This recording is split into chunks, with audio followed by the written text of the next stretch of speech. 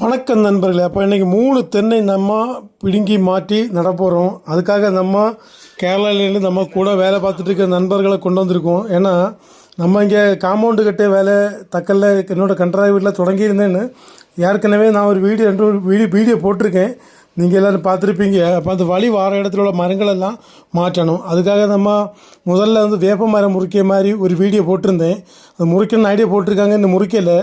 அது முறிக்க ரொம்ப கவலையாக இருக்குது, கஷ்டமாக இருக்குன்னு போட்டிருந்தேன் வீடியோ. இப்போ பார்த்திங்கன்னா தென்னை மரத்தை நம்ம அப்படியே வேரோடு எடுத்து மாற்றி நடப்போகிறோம்.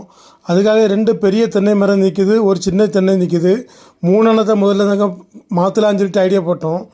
இது வேலை தொடங்கி 2-3 நாள் ஆச்சு. ஏன்னா போன வாரமே தொடங்கின வேலை தான். ஏன்னா நமக்கு இந்த ஆட்கள் இங்கே வராதனால கொஞ்சம் பெண்டிங் ஆகிடுது. ஏன்னா நம்ம கூட வேலை செய்த ஆளாக இருந்தால் நம்ம கொஞ்சம் ஈஸியாக இருக்கும், நம்ம காரியங்களெல்லாம் நீட்டாக நடந்து போகும்னு சொல்லிட்டு அங்கே ராந்தியில் கேரளாவில் வேலை பார்த்த ஆட்களையே இங்கே வர சொல்லி அப்படி வேலை பார்த்துட்ருக்கோம்.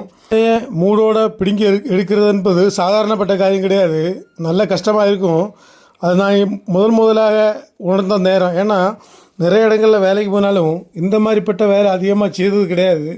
அதனால் ரொம்ப கவனமாக எடுக்கணும்னு சொல்லிட்டு எடுத்துகிட்டு இருந்தோம். ஏன்னா திருப்பி நட்டால் வரணும். அதுக்காக நம்ம கீழே இருக்க வேறு ரொம்ப அர்த்தம் போகக்கூடாது, அந்த மண்ணோட சேர்ந்து இருக்கணும் எல்லாமே அப்படின்னு அவர் சொன்னார். எனக்கு என்னமோ அந்த வேரெல்லாம் தட்டி எடுத்து நட்டாலும் வரும் போல் தோணுச்சு. அது என்னோட ஒரு ஒப்பீனியன். ஆனால் அவர் கண்ட்ராக்டு சொன்னார், அந்த வேறு ஒன்றுமே போகக்கூடாது, அந்த மண்ணோட சேர்ந்து இருந்தால் தான் அழகாக வளரும்னு அவர் சொன்னதுனால அந்த வேரை அப்படியே வச்சு மூடோடு நாங்கள் அதை எடுத்துகிட்டு இருக்கோம். அதை எடுத்து பிடுங்கி இன்னொரு குழி தோண்டி அதுக்குள்ளே கொண்டு நாட்டி வச்சிட்டோம். மரங்களை நடுவதும் பாதுகாப்பதும் மிக பெரிய ஒரு விஷயந்தான். இப்போ நீங்கள் என்ன பார்த்துட்டு இருக்கிறது, இந்த இடத்துல நாங்கள் தூக்கி அதை திருப்பி கொண்டு போக நல்ல கஷ்டமாக இருந்து ஒவ்வொருத்தரும் ஒவ்வொரு ஐடியா சொல்லிகிட்டு இருந்தாங்க.